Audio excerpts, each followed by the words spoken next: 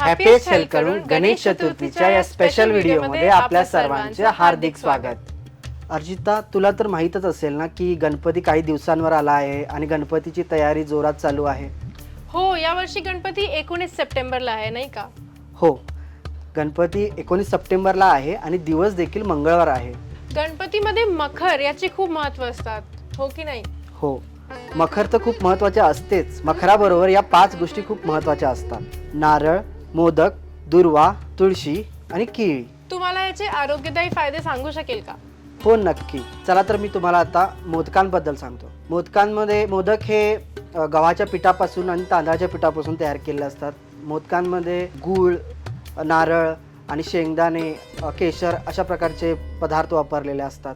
त्यानंतर गुळामध्ये आपल्याला चांगली ऊर्जा मिळवण्यात मदत होते. चला तर मी आता गणपतीला आवडणाऱ्या दुर्वांबद्दल सांगतो. दुर्वा खूप गुणकारी असतात.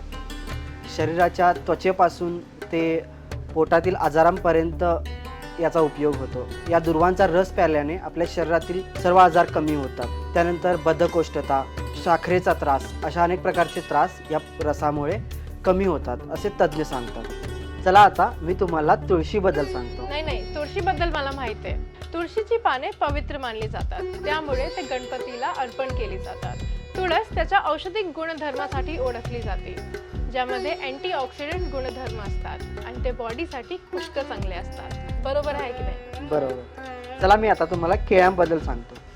केळी नेहमी गणेशाला अर्पण केली जातात कारण की ती शुभ मानली जातात. केळ्यांमध्ये पोटॅशियम, जीवनसत्वे आणि चांगले पोषक स्रोत असतात.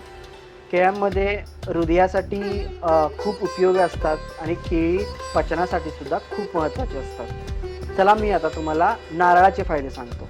नारळ निरोगी त्वचा आणि हायड्रेटिंगसाठी खूप महत्त्वाचा आहे. वाव, मला तर माहीतच नव्हतं. लहानपणापासून पाहत आले, पण आज कळलं की या सगळ्या गोष्टींचे एवढे फायदे असतात. अशीच आरोग्यविषयी माहिती मिळवण्यासाठी हॅपीएस्ट हेल्थ वेबसाईटला नक्की भेट द्या.